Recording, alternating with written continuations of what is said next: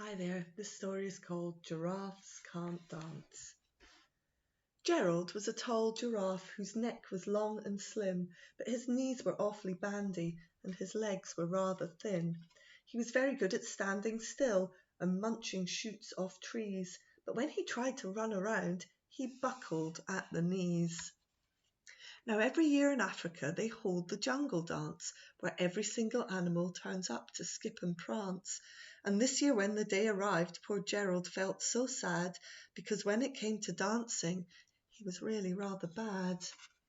The warthogs started waltzing, and the rhinos rock and rolled. The lions danced a tango which was elegant and bold. The chimps all did a cha-cha with a very Latin feel, and 8 baboons then teamed up for a splendid Scottish reel. Gerald swallowed bravely as he walked towards the floor, but the lions saw him coming and they soon began to roar. "Hey, look at clumsy Gerald!" The animals all laughed. "Giraffes can't dance, you silly fool! Oh, Gerald, don't be daft!" Gerald simply froze up. He was rooted to the spot. "They're right," he thought. "I'm useless. Oh, I feel like such a clot." So he crept off from the dance floor and he started walking home. He'd never felt so sad before, so sad and so alone.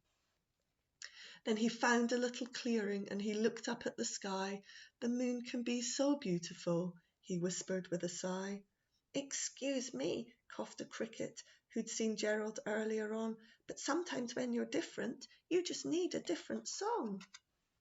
Listen to the swaying grass and listen to the trees.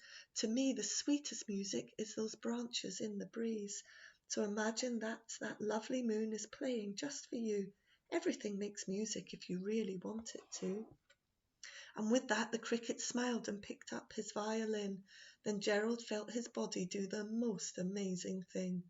His hooves had started shuffling, making circles on the ground.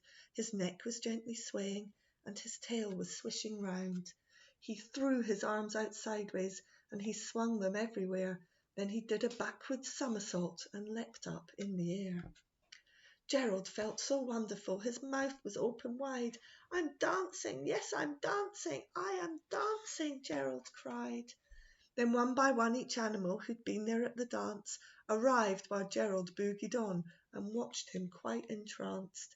They shouted, "It's a miracle, we must be in a dream. Gerald's the best dancer that we've ever seen." "How is it you can dance like that? Please, Gerald, tell us how." But Gerald simply twizzled round and finished with a bow. Then he raised his head and looked up at the moon and stars above. "We all can dance," he said, "when we find music that we love." The end.